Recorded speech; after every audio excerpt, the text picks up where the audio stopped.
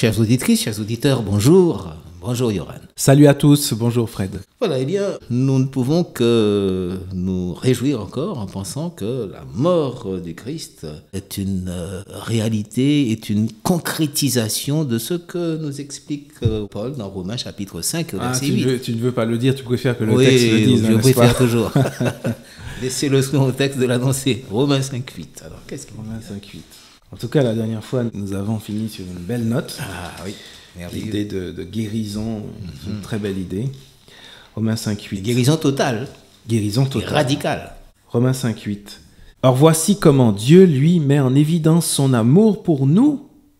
Le Christ est mort pour nous, alors que nous étions encore pécheurs.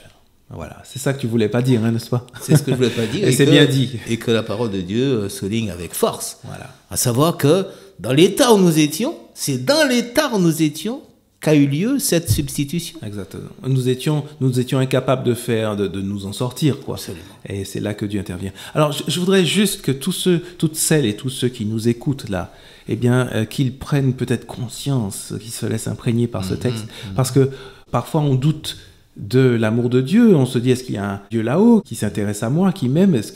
Parce que l'amour de Dieu, on ne le ressent pas forcément de manière concrète. Mais il y a un fait. Ce texte nous dit, voilà comment Dieu met en évidence son amour pour nous. Il y a un fait, quelque chose a été fait, là, accompli. Voilà, et ce geste, il faut le voir. Pour voir l'amour de Dieu, il faut arriver à voir ce geste-là. Voilà comment il met en évidence son amour. Et qui est une réalité, on ne peut pas nier ce fait. Voilà, le Christ est mort. Ce geste, ce fait. Voilà. Dieu prouve son amour, justement, voilà, parce que le Christ est mort pour nous dans l'état où nous étions. Exactement. Donc, voilà comment Dieu nous aime. Il va jusqu'à mourir pour nous. Et c'est là qu'on voit l'amour de Dieu.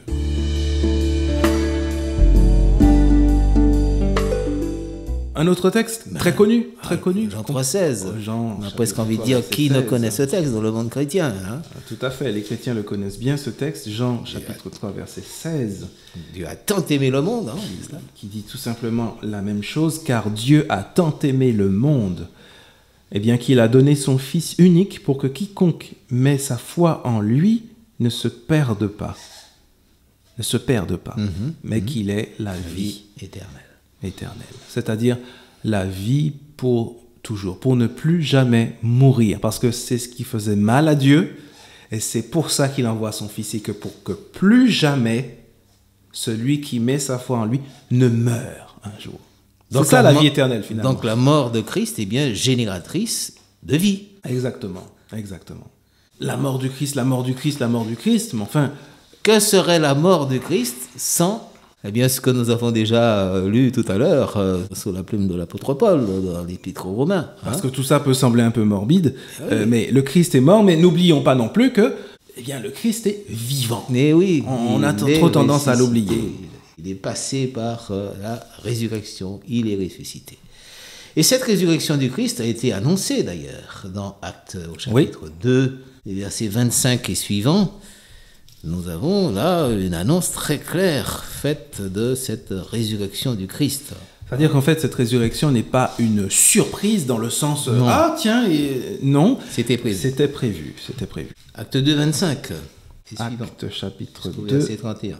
Verset 25. Les prophètes avaient déjà prévu cette résurrection du Christ. Car David a dit de lui, je voyais constamment le Seigneur devant moi, parce qu'il est à ma droite, afin que je ne sois pas ébranlé. Voilà pourquoi mon cœur est en fête, et ma langue est transportée d'allégresse. Ma chair même reposera dans l'espérance, car tu ne m'abandonneras pas au séjour des morts, tu ne laisseras pas ton sein voir la décomposition. Tu m'as fait connaître les chemins de la vie, tu me rempliras de bonheur par ta présence. Mes frères, qu'il me soit permis de vous dire ceci avec assurance. Au sujet du patriarche David, il est mort. Il a été enseveli et son tombeau est encore aujourd'hui parmi nous.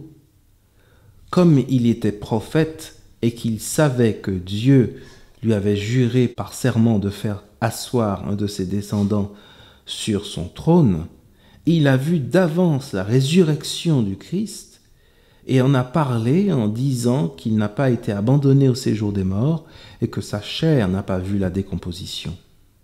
Ce Jésus Dieu l'a relevé, nous en sommes tous témoins.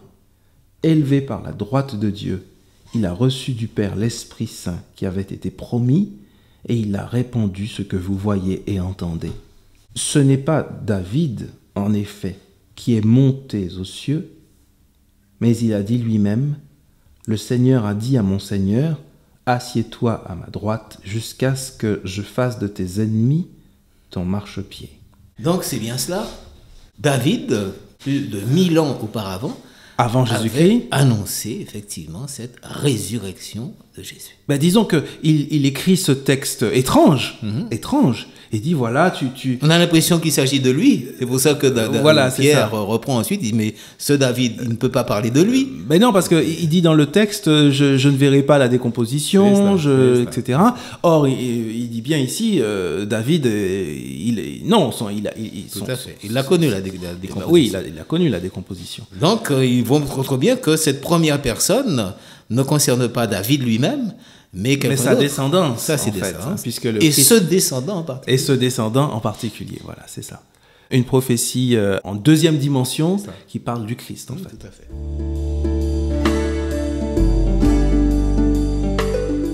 Donc là, cette résurrection était prévue. Eh bien, dès lors qu'elle était prévue, d'ailleurs, acte 13 vient le confirmer, l'apôtre Paul, dans ce discours qu'il tient au chapitre 13 des Actes des Apôtres, et au verset 36 et 37, vient confirmer cela. Oui, en fait, Paul va reprendre le même passage, tout à fait. La même citation, et il dit, donc cette même citation que nous avons lue tout à l'heure de David, « Or, après avoir servi dans sa génération, comme Dieu en avait décidé, David s'est endormi dans la mort.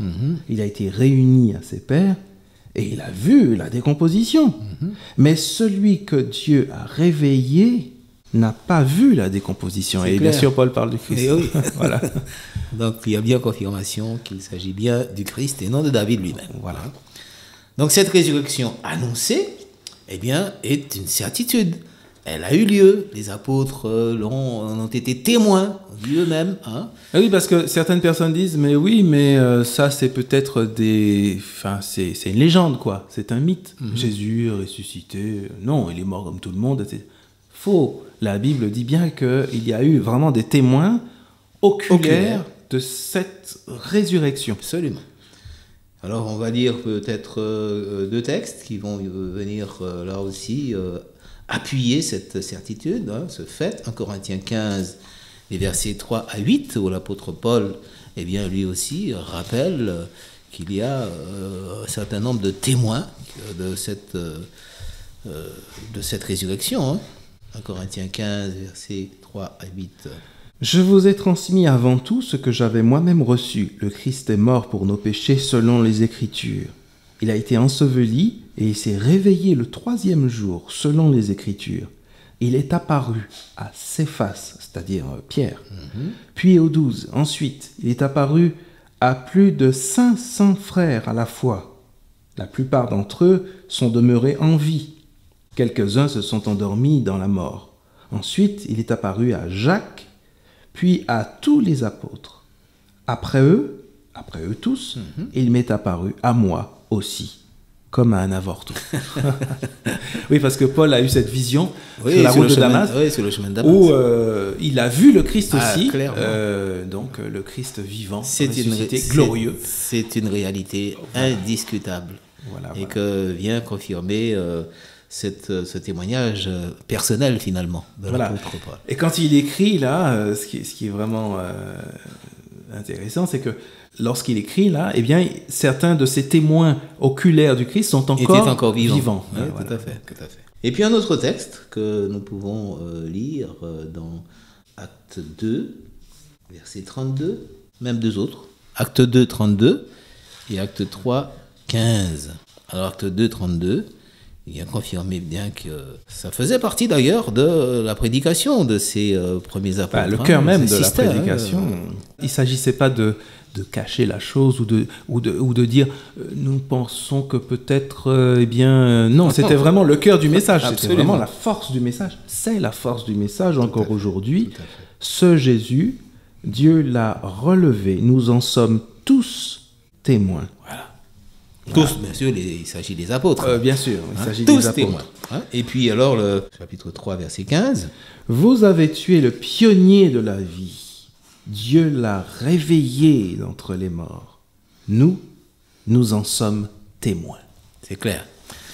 Bien voilà, donc cette certitude de la mort du Christ est suivie de la certitude aussi de sa résurrection. Bon, et c'est plutôt une bonne nouvelle, je crois. Bonne nouvelle. C'est plutôt une bonne nouvelle. Nous avons affaire à un sauveur encore opérationnel. Eh bien, nous continuerons cette réflexion la prochaine fois. Tout à fait. À bientôt. Au revoir. Au revoir.